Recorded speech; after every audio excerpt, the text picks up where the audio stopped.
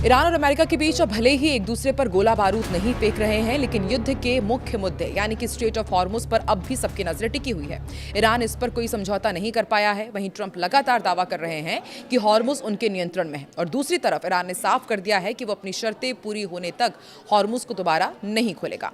Iran की supreme national security council के सचिव मोहसिन रेजाई के मुताबिक अमेरिका को युद्ध और नाकाबंदी पूरी तरह खत्म करनी होगी। इसके साथ ही ईरान की जब्त संपत्तियां भी वापस करनी होगी और क्षेत्र में युद्ध विराम लागू करना होगा, और इन मांगों के पूरा होने के बाद ही समुद्री रास्ते को खोलने पर विचार किया जाएगा। नमस्कार, मैं हूं आकांक्षा और आप देख रहे हैं न्यूज़ 18 का डिजिटल प्लेटफॉर्म। तो देखिए, ईरान और अमेरिका के बीच तनाव के बीच दुनिया की नजरें अब सिर्फ हॉर्मुज पर टिकी हुई है। अमेरिकी राष्ट्रपति डोनाल्ड ट्रंप ने कहा है कि ईरान के साथ स्थिति फिलहाल ठीक चल रही है। उन्होंने यह भी दावा किया कि हॉर्मुज पर अमेरिकी सेना का पूरी तरह कंट्रोल है।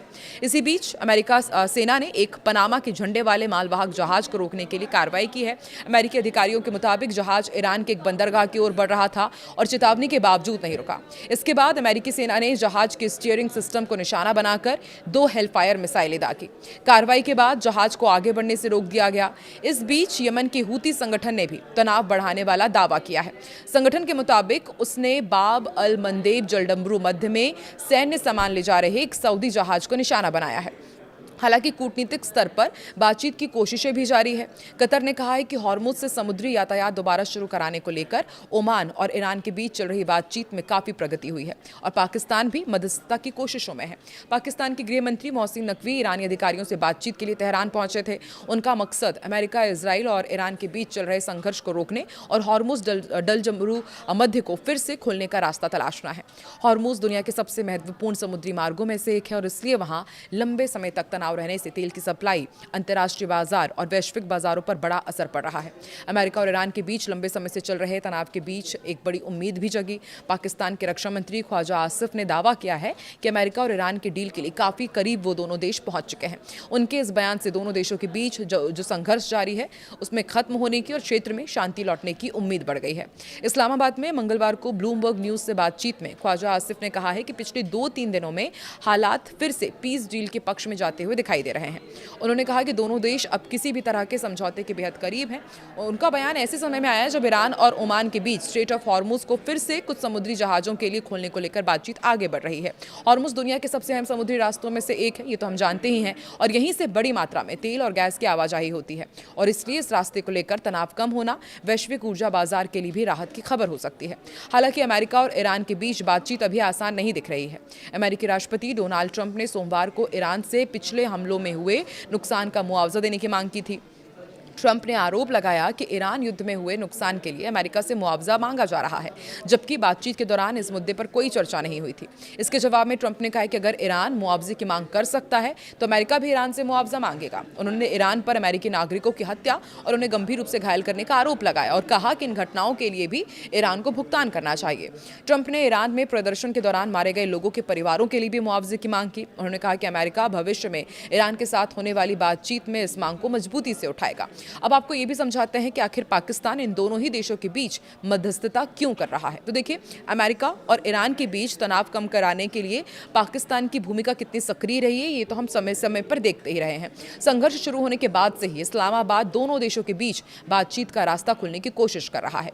इसी कड़ी में पाकिस्तान के गृह मंत्री के ईरान जाने की भी खबर सामने आई। माना जा रहा है कि पाकिस्तान अमेरिका और ईरान के बीच बातचीत और तनाव कम करने की कोशिशों में अपनी भूमिका निभा रहा है।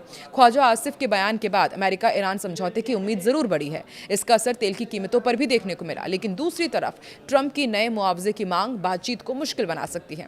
अमेरिका के साथ जारी युद्ध के बीच ईरान ने अपनी सैन्य कमान में भी बड़ा उलटफेर कर दिया है। ईरान के सुप्रीम लीडर मुज्तबा खामेनेई इस वक्त एक्शन में हैं, और उन्होंने सेना के नए chief of staff of Islamic revolutionary guard corps यानी कि IRGC के नए कमांडर की नियुक्ति की है। मुस्तफा खामेनेई के कार्यालय की ओर से जो बयान जारी किया गया है उसके मुताबिक मेजर जनरल अली अब्दुल्लाही को ईरान की सशस्त्र सेनाओं का नया चीफ ऑफ स्टाफ बनाया गया है। वहीं ब्रिगेडियर जनरल अहमद वहीदी को IRGC का नया कमांडर नियुक्त किया गया है और उन्हें मेजर जनरल का पद दिया गया है।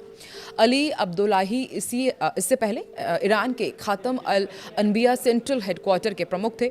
अली अब्दुल्लाही पहले ही अमेरिका और उसके सहयोगियों को लेकर कड़ा रुख जाहिर कर चुके हैं। इस महीने की शुरुआत में उन्होंने क्षेत्रीय देशों को चेतावनी दी थी कि अगर कोई भी देश अमेरिका के लिए डिफेंस शील्ड के रूप में काम करेगा तो वो भी युद्ध की आग की चपेट में आ सकता है।